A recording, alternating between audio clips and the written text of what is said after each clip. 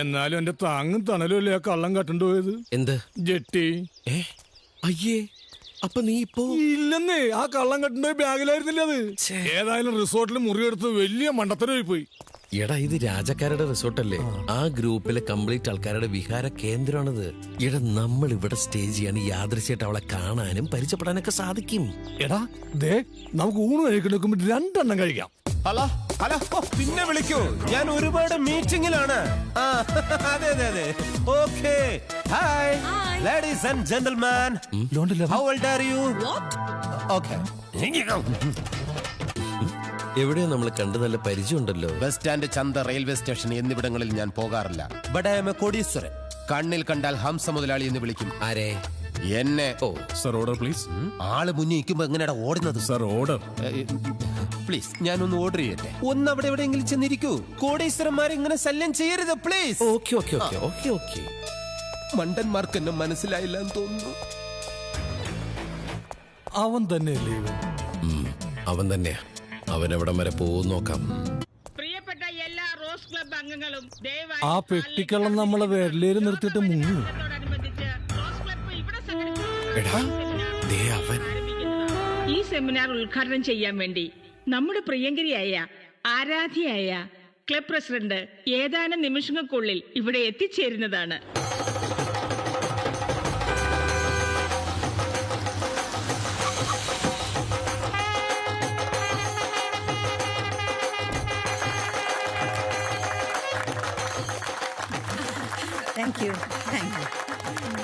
വരും മേഡം. ഇതിലെ വയസ്സ് 65, പ്രായം മറന്നുള്ള കോലം കണ്ടില്ലേ?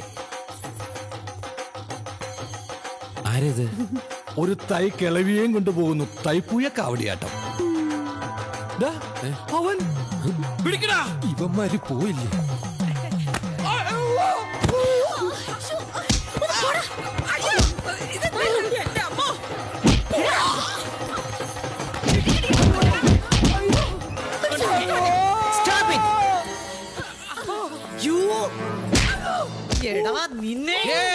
എന്താ പ്രശ്നം? കണ്ടില്ലേ, പട്ടാ പകൽ ഒരുത്തൻ പെണ്ണുങ്ങളോട് അവമര്യാദയെ പെരുമാറിയത്. എന്താടോ ഇത്? ഞാനാ. ഇവരെല്ലാവരും കൂടി എന്റെ എയർപോർട്ട് തകർത്തടാ. ഇനി എന്റെ പ്ലെയിൻ ടേക്ക് ഓഫ് ആവില്ല. ഇന്ദു, ഈ ആഭാസമാരെ പിടിച്ച് പോലീസിൽ ഏൽപ്പിക്ക്. 2 പേരുടെ മേലെയും കേസ് എടുക്കാൻ പറ. മാഡം, വനിതാ ദിനം, വനിതാ മോചന വേദി, ഇതൊക്കെ ഇവിടെ ആവശ്യമാണ് എന്ന് കരുതി കാലെത്തി ഒരു സ്ത്രീയെ പിടിച്ചാൽ ബലാത്സംഗ വീരനാണെന്ന് പറയരുത്. ആണുങ്ങളൊക്കെ ഇവിടെ ജീവിച്ചു പൊക്കോട്ടെ. അതിന് സ്ത്രീകളുടെ സഹകരണം ഞങ്ങൾക്ക് ആവശ്യമാണ്. എന്താണാവോ തമ്പുരാമാർക്ക് വേണ്ടത്? സ്ത്രീ ശരീരം വിൽപ്പന ചരക്കല്ല എന്ന മുദ്രാവാക്യവുമായി തെരുവോരത്തെ പോസ്റ്റർ മുതൽ സിനിമ വരെ നിങ്ങൾ ബഹിഷ്കരിക്കുന്നു. ആ നിങ്ങളോ? മാഡം, ഒന്നും വിചാരിക്കരുത്, ഞാനൊന്ന് പറഞ്ഞോട്ടെ. പെട്ടെന്നൊന്ന് തിരിഞ്ഞ് കണ്ടോ, ഈ ജനല് കർത്തനക്കിട്ട് മറച്ച് മതിൽ കെട്ടേണ്ട പ്രായം കഴിഞ്ഞില്ലേ? ആരെ കാണിക്കാനെ ചായക്കോരി പൂശി തേച്ച് തന്നെ ഞാൻ കാണിച്ചു തരാം. മേഡത്തെ നിങ്ങൾക്ക് അറിയില്ല. ഓ, ആരവര്? കലക്കി. ഈ പ്രോഗ്രാം കലങ്ങിയെങ്കിലേ അവരുടെ 10 താന്ന് കണ്ടത് ഇന്നാ. ഇവനാള് കൊള്ളാലോ. ഇവനെ കൂടെ നിർത്തുന്നതാണ് ബുദ്ധി. ഹായ്, താൻ കലക്കി ഒരാൺകുട്ടിയാണെന്ന് തെളിയിച്ചിരിക്കുന്നു. ഈ കുട്ടി ആണാണെന്ന് ജനിച്ചപ്പോഴേ അറിഞ്ഞതാണ്. അതെ, നമ്മൾ ഒരുമിച്ച് നിൽക്കേണ്ടവരാണ്. എന്താ പേര്? ശർക്കര പുരട്ടി. അശോക ശർക്കര പുരട്ടി. ചക്രവർത്തി. ചക്രവർത്തി എന്ത് ചെയ്യുന്നു? ഇപ്പൊ ഒന്നും ചെയ്യുന്നില്ല. ഞങ്ങളിങ്ങനെ ഒരു ജോലി നോക്കിയിട്ട്. ഏതുവരെ പഠിച്ചു? MBBS, MBA, BA, BH. സാധാരണ ABCD എന്നാണല്ലോ പഠിക്കുന്നത്. ഇതിപ്പോ ഓർഡർ മാറിയാണല്ലോ പഠിച്ചു വെച്ചിരിക്കുന്നത്. താനോ? ഞാനൊരു വക്കീലാ. സാറിന് എന്തെങ്കിലും കേസ് ഉണ്ടെങ്കിൽ എനിക്ക് തന്നു കഴിഞ്ഞാ. വല്ല പെട്ടി കേസന്നെ കൊടുക്കും സാറേ. Petty case. നിങ്ങളെ 2 പേരെയും ഞാൻ ഇന്നു മുതൽ എന്റെ അസിസ്റ്റന്റ്മാരായിട്ട് നിയമിച്ചിരിക്കുന്നു. ദിവസക്കൂലി 500 രൂപ. എന്താണോ പണി?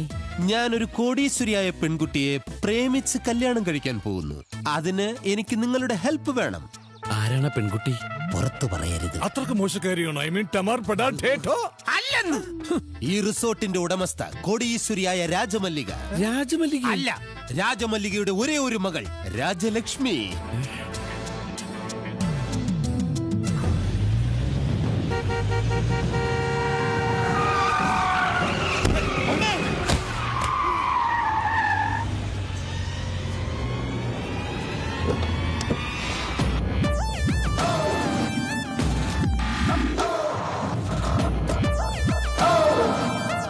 എന്ത് തോന്നിയ നിങ്ങൾ കാണിച്ചത്? മേലിൽ എന്നെയും എന്റെ വണ്ടിയെ നിയന്ത്രിക്കാൻ വരരുത്. Mind it.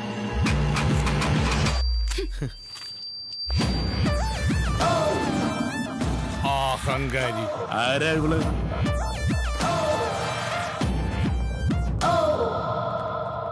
ദേ ആ അഹങ്കാരികള്. So why don't we just Menu. one blackcurrant, Yep. chicken lollipop. Yes. That's enough. Okay.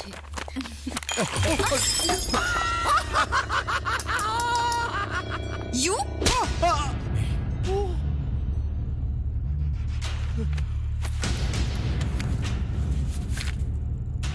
മേലിൽ ഇത് ആവർത്തിക്കരുത്.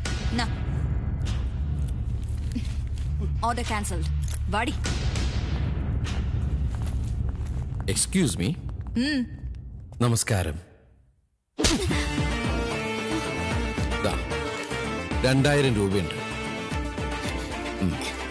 മേലാൽ ഇത് ആവർത്തിക്കരുത്. ചങ്ങനുണ്ണി വാടാ. Don't repeat it.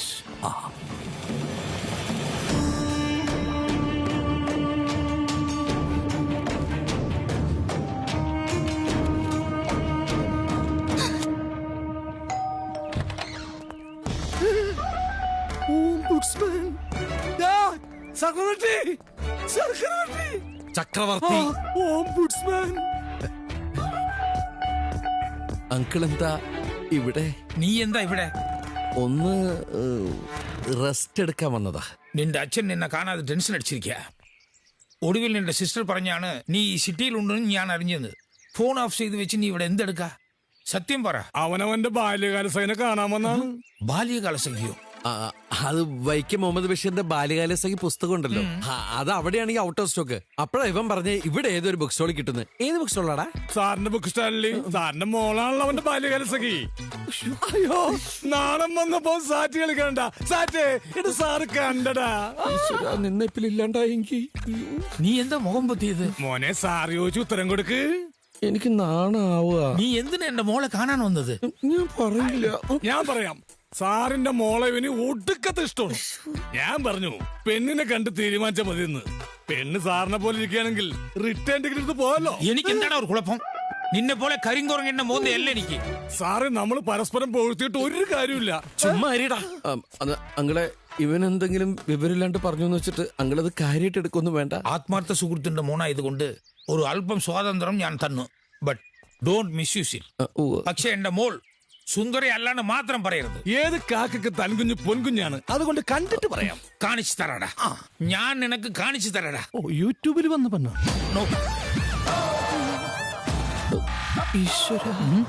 എന്താ? ഒരു ദുർബല നിമിഷത്തിൽ മോളെ എനിക്ക് പരിചയപ്പെടേണ്ടി വന്നു അല്ലടാ? ആണോ? Hi friends.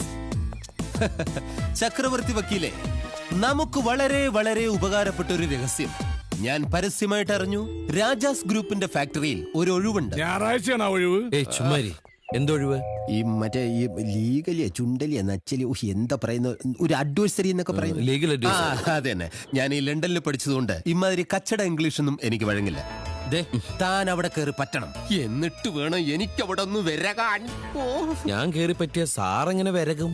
എടാ, നീ ആ രാജമല്ലികയുടെ മുന്നിൽ എന്നെ കുറിച്ച് എപ്പോഴും എപ്പോഴും പുകഴ്ത്തി പറയണം. വലിയ കോടീശ്വരനാണെന്ന് പറയണം.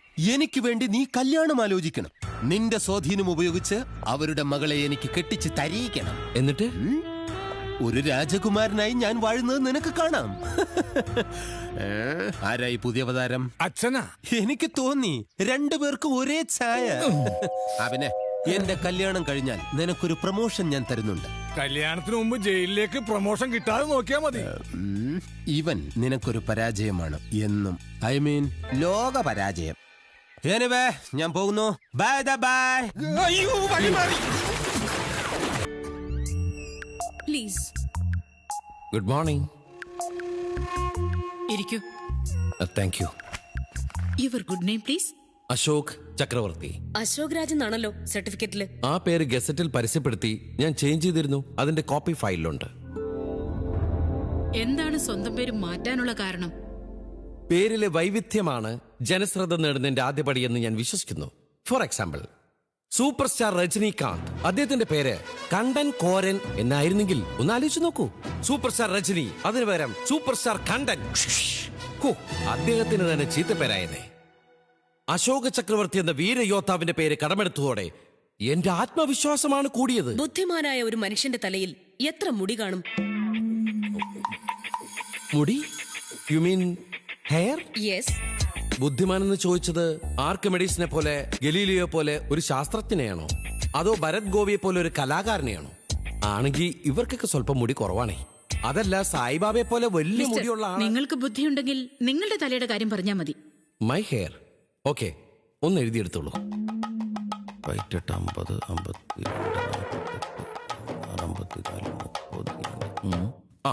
8,36,333 മുടികൾ.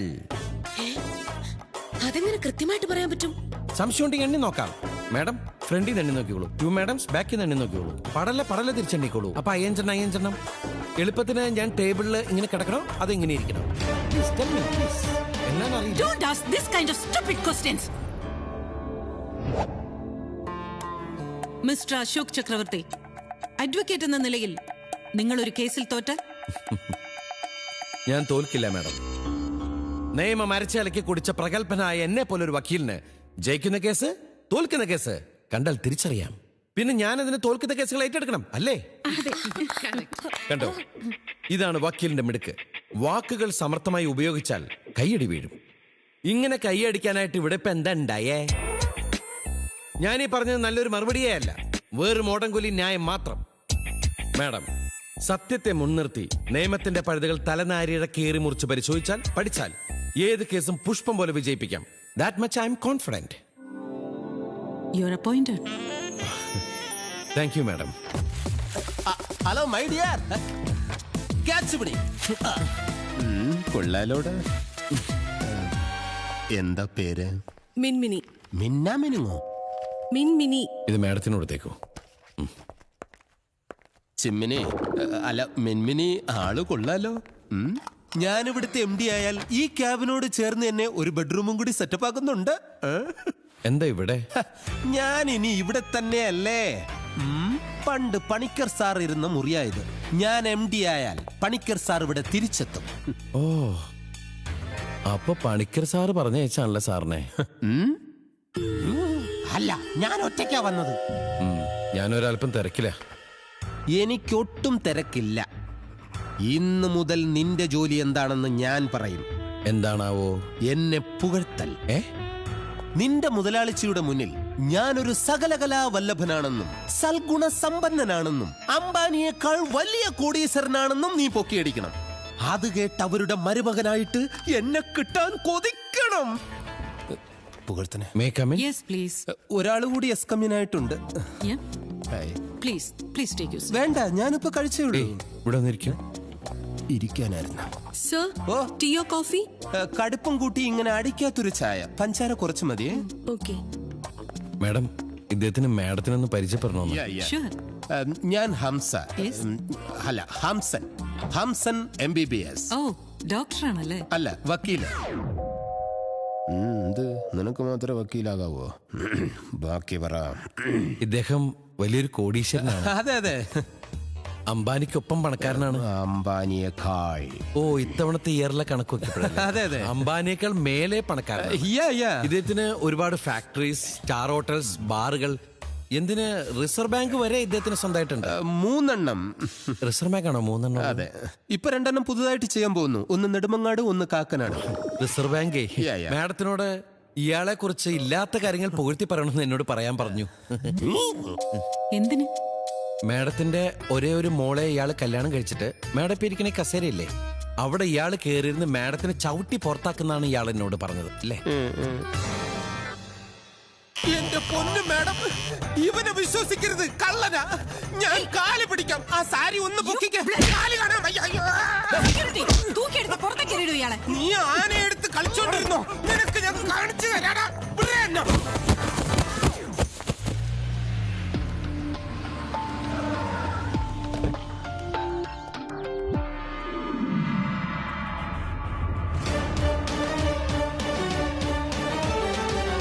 Good morning madam. Very very good morning. എന്നെ അത്യാവശ്യമായിട്ട് കാണണമെന്ന് പറഞ്ഞത്. പറഞ്ഞു.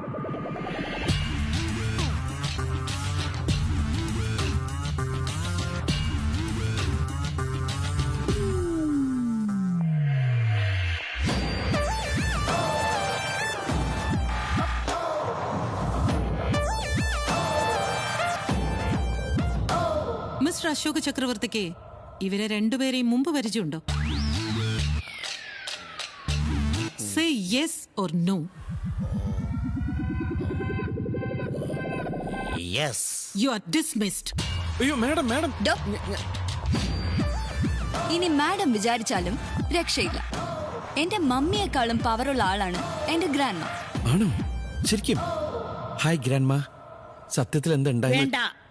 സത്യത്തിൽ എന്തുണ്ടായി? രണ്ടുപേർക്കും വേണ്ട? എന്നെയും എന്റെ കൊച്ചുമോളെയും നിയന്ത്രിക്കാനും ശിക്ഷിക്കാനും ഉപദേശിക്കാനും മറ്റൊരാൾ ഞങ്ങളുടെ ചരിത്രത്തിലുണ്ടായിട്ടില്ല. ഓ, അപ്പൊ അതാണ് ഈ ചരിത്രത്തിന്റെ കുഴപ്പം. I say you get out. Let me. ഇത് ഇവിടം കൊണ്ട് അവസാനിച്ചു എന്ന് കരുതണ്ട. മാഡത്തിന്റെ മരുമകൻ ഒരു കോടീശ്വരനാകാൻ പോകുന്നു. പുത്തൻകരയിൽ കടലിനോട് ചേർന്ന് കിടക്കുന്ന 10 ഏക്കർ സ്ഥലം നിസാര വിലയ്ക്ക് ലേലത്തിൽ പിടിച്ച് കടൽ വെള്ളം സംഭരിച്ച് ശുദ്ധീകരിച്ച് കുടിവെള്ളമാക്കുന്ന ഫാക്ടറി തുടങ്ങാൻ പോകുന്നു. ഏതോ ദുബായ് ഗ്രൂപ്പുമായുള്ള പാർട്ണർഷിപ്പ് ഡീലാണ് പോലും. ആര് പറഞ്ഞു? ഞാനൊരു സൗഹൃദ സംഭാഷണ വേളയിൽ മാഡത്തിന്റെ അംഗീകൃത ഭർത്താവിന്റെ വായിൽ നിന്ന് വീണ് കിട്ടിയതാ. ശനിയാഴ്ച ആ സ്ഥലത്തിന്റെ അവകാശ തർക്കമാണ് ലേലത്തിലെത്തിച്ചത്. ആ ഭൂമി അവന് കിട്ടരുത്. എന്ത് വില കൊടുത്തും നമുക്കത് പിടിച്ചെടുക്കണം. ഓക്കെ. ലേലസംഖ്യ ഉറപ്പിച്ചാൽ ലേലത്തുക മുഴുവനും പണമായി തന്നെ കൈമാറേണ്ടതാകുന്നു. ലേലം തുടങ്ങുകയാണ്. 1 കോടി രൂപ. 1 കോടി 10 ലക്ഷം. 1.5 കോടി. 1.5 കോടി. 2 കോടി. 3 കോടി.